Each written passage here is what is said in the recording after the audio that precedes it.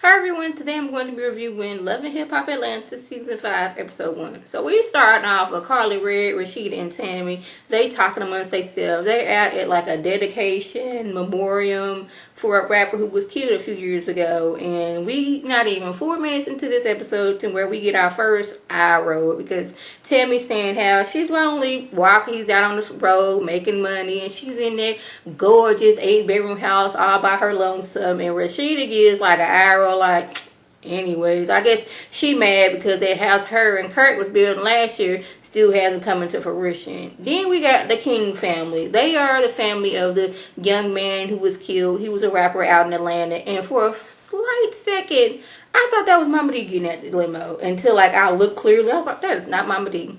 So they come in. I have a few questions.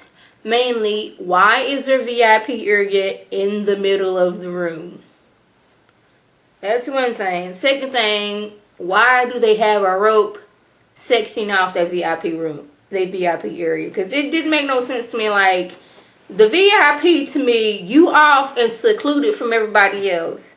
I shouldn't be able to doggone it just walk behind your VIP area. It was just like a couch and it was roped off in the middle of the floor. And I'm like, this isn't the first time on Love and Hip Hop Atlanta where the VIP area didn't look like a VIP area. Like, they could have been at the bar and had that rope off, but the fact that they had a couch and just like one section of the couch, the front of the couch roped off, I'm like, really? This is their VIP area in the middle of the club?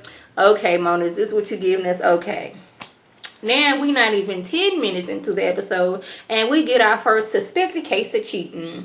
KK, she is the auntie of the boy who was killed, and she is letting her son's girlfriend know that there is a snake in the midst of in their whole crew. Apparently, her son's ex-girlfriend is kind of trying to weasel her way back into his life. She didn't go as far as to tell her that immediately, but she's like letting her know that, hey, you know, you need to watch out for certain folks. And I don't know what it is, but her in her confessional, I don't know if she's nervous or is she reading from a cue card, because something about her confessionals, it didn't seem right to me. And if y'all can figure out what that was, because I could not put my finger on it, and if y'all can figure out exactly what that was, by all means, please let me know.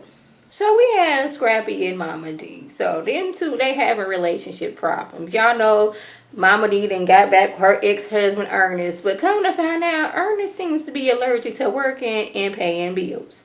How she didn't know these things before she got back with him is beyond me. Scrappy, him and Bambi, they was on two different roads. He was trying to go this way, she was trying to go that way. But beside all that, he's hurt because his brother and sister, which are KIRK and Rasheeda, they weren't there for him in his time of need when he was going to court. He needed somebody to testify about his character, and they was like, you know what, I really don't want to get in this situation between you and Erica, so I'ma just stay up out of this. But he's hurt because he feels, I've known y'all before I even got with Erica, and the fact that y'all couldn't be there for your boy Scrap Naive, because y'all know he always got to make up a word, you know, they basically left him for dead. How is that? I don't know, but let him tell it. They left him for dead.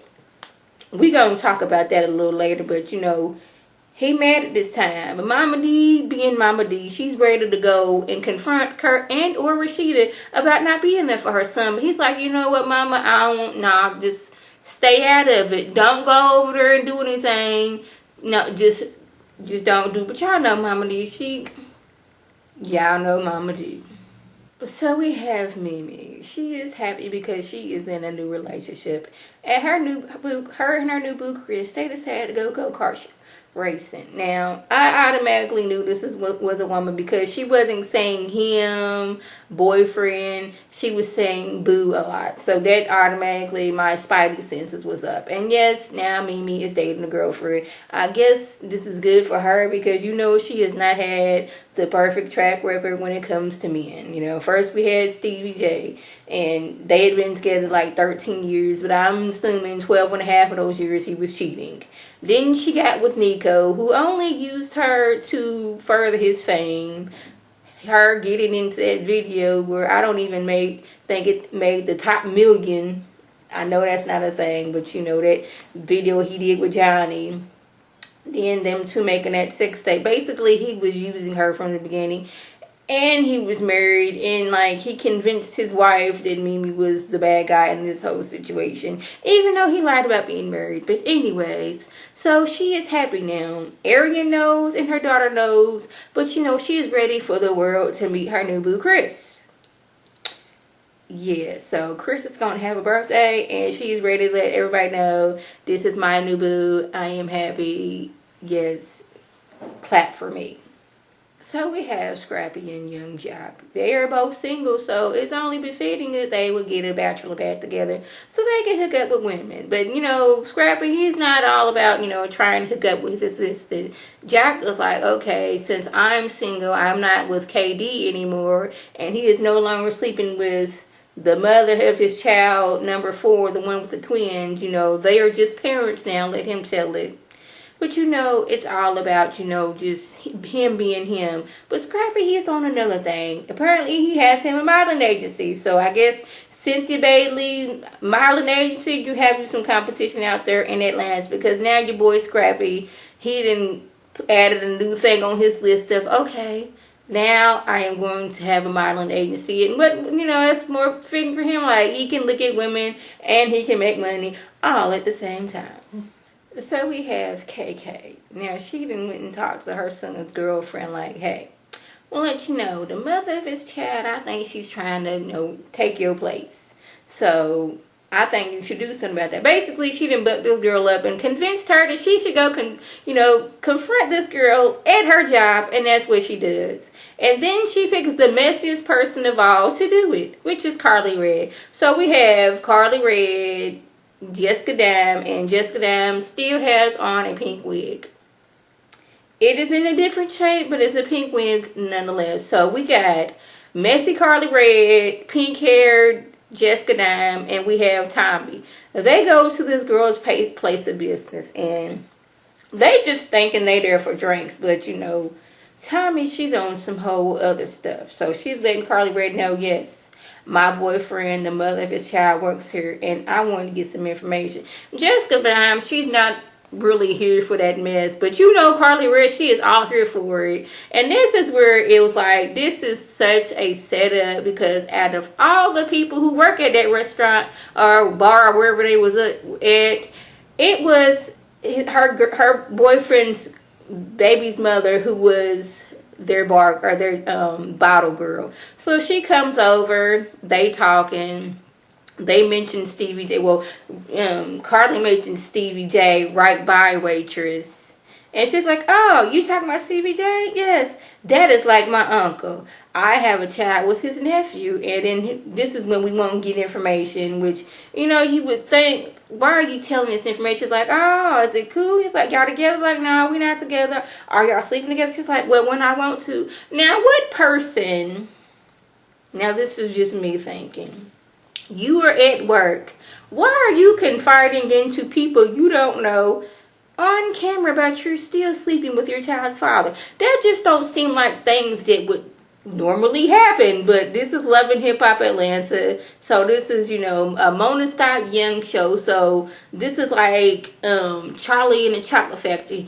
Anything can happen. So they're sitting there talking. It's like, oh, really? So we're going out to this party, and we would love for you to come.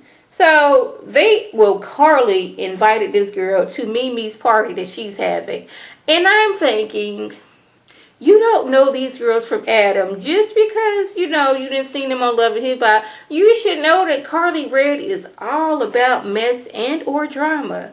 So you should know this was a setup from the beginning. But, she goes along with the situation. Like, okay, sure, I would love to go out with you girls to this party that I don't even know where it's at or even know who you guys are. So Mama D being who she is, she just totally disregards about what Scrappy said. He told her, just leave it alone.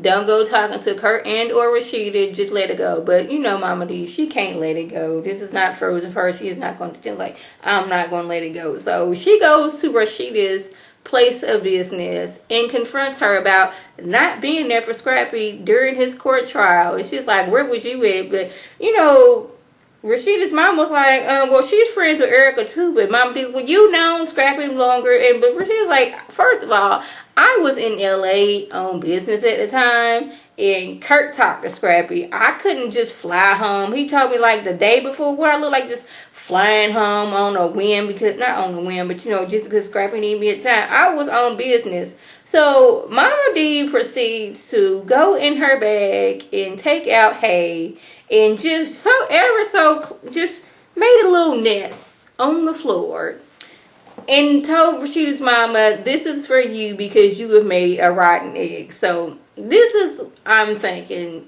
Mama D, she done went somewhere and got her some hay. Then went over in her head how she gonna go about confronting Rasheeda and go and make a little hay nest on the floor. Then and so Rasheeda and her mama talking about something you done made a rotten egg.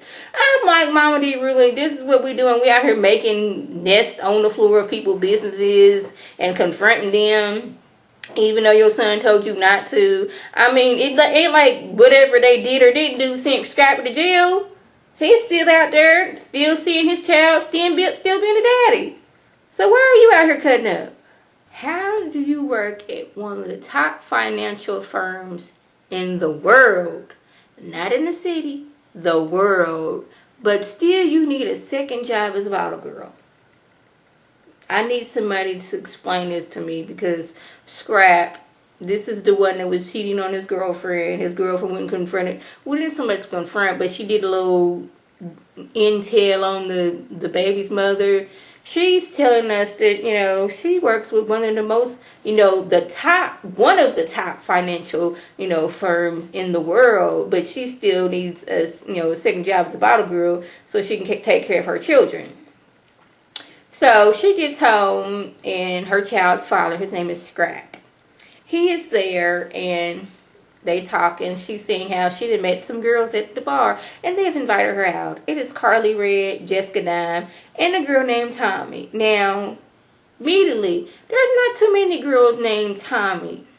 So he's already, you know, going over in his head, I'm caught. So now he has to figure out a way to leave baby mother and get to girlfriend so he can diffuse the situation. But she's like, where you going? He's like, you know what? I'm tired. Now, he even said himself, he's basically playing both of them. He got girlfriend, she's good in bed, and he got the mother's child. He loves her because that's the mother of his child. And basically, he's going to continue to do this until they don't let him do this. So he gets home to girlfriend, and she's already got her lingerie on. She's ready to confront him about what he's been doing, or what she done heard he been doing. So he gets there, and he's already, okay, I got to diffuse this situation. I got to go do my old Jedi mind trick to, you know, make sure that girlfriend doesn't go out with, you know, baby's mother, and my whole what I'm doing gets blown up in my face. So he gets there, he's like, oh, I heard you went to the bar and you didn't see, you know, Tierra. She's like, yes. And I heard a few things. He's like, does she even know about me? And he's like, well, I ain't told her about you, but I will. So she gives him an ultimatum. Either you tell her that I am your girlfriend, or I'm going to. But he's like, he gonna tell her, it's just gonna be on his time. Like, this is your first season. This is your first episode, and you're already showing us who you are. I don't know how you're going to dig yourself out of this hole. Well, I guess Peter's been doing it for the last 3 seasons, so I guess there's hope for him that he can continue to do this. Hopefully they don't become the new Tyra and the Mina in this whole situation. So everybody shows up for Mimi's party for her girlfriend. Well, they just know it as Chris. So Mimi, Arian, Chris, and a few dudes come walking in. So everybody, I wonder who it is. There's this Idris Elba looking dude over there, which I didn't see Idris Elba, but okay, this is what they're saying, like, okay, who it is. And Mimi's like, I am so happy now. I am in a good relationship. Chris, come up here. Then everybody, ooh, clutching pearls. Mimi's with a woman now. Oh, I can't believe this. Oh, I'm so happy for her. But she's like, she's happy right now. She don't care what nobody got to say. And then at the end of the episode, we have Tierra coming in. none of the words, like, she don't even know what she's walking into, and I kind of felt bad for her. But Jessica Dow was like, I hope this child don't show up, because I don't want her to find out like this way. And like, I can't blame her if she doesn't know her child's father has a girlfriend. So it's not like she knows and is continuously doing that. She just thinks that, you know, they kind of together. But I did feel sorry about her in this situation. She's walking into like the lion's den and she don't even know it. So that was basically everything that went on. If I left anything out, by all means, leave a comment or video response. And like I always want to my subscribers and the people who watch my videos, I want you to like this video, comment, and subscribe. And share this video with your friends on Facebook, Twitter, Instagram, and here on YouTube. This is Lady T signing off. Have a good one.